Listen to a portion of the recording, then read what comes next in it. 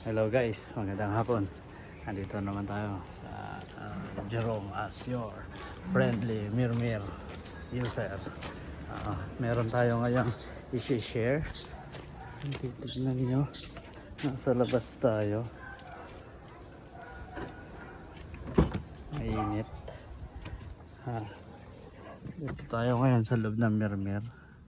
So ngayon guys, ang Mirmir natin is magiging 6 years na siya this coming December. So congratulations, 6 years. So ito yung tinakbo niya, makikita nyo.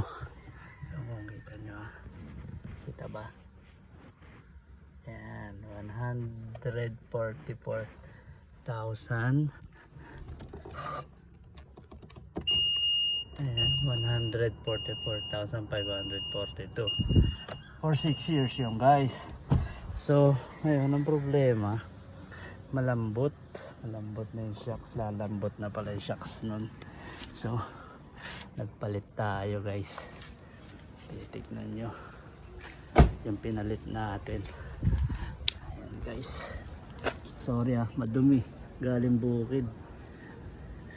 Pinambubukid natin yung Mirmir natin. Ayan, harap likod yan. Ang title niyan is, kung kita nyo, New SR. Ay, sorry. Ayan, makikita nyo yata. So, harap likod yan guys. At ito, ayan, makikita nyo kulay blue. So, medyo madumi. So, bakit tayo nagpalit? Sinubay na natin guys yun. Pinalitan na natin kasama ng shock mounting para isang kalasa na. Bakit natin sinabing nagpalit? Asa na yun? So nakawala.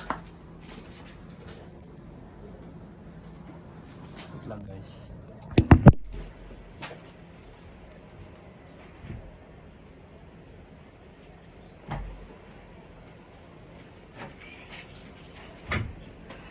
So, may kinawala akong patungan guys.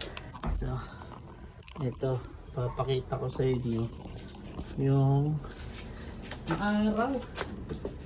Ay ko.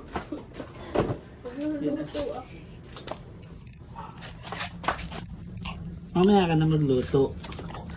Ay, binalay lagi. Ayaw na cellphone.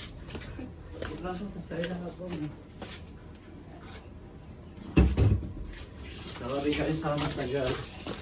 So yung likod, ito yung stock ng 144,000. Alam nyo naman pag taga Nueva Ecija ka, maganda yung kalsada natin dito.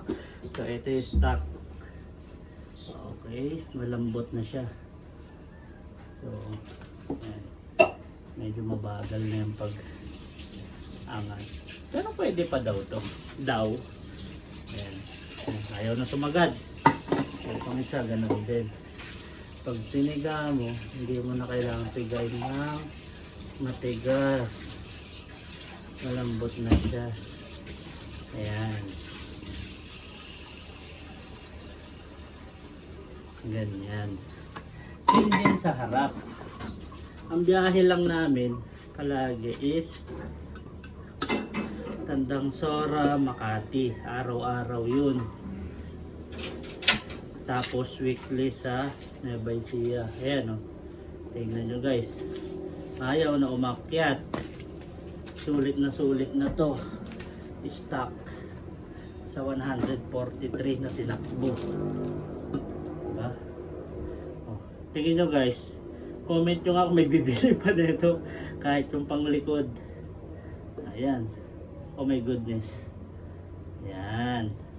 So may idea na kayo sa 140 na tinakbo ng Mirmir na pang araw-araw. Ortiga ay ang biyahe is Tandang Sora to Makati. Then pag weekend Nueva Ecija.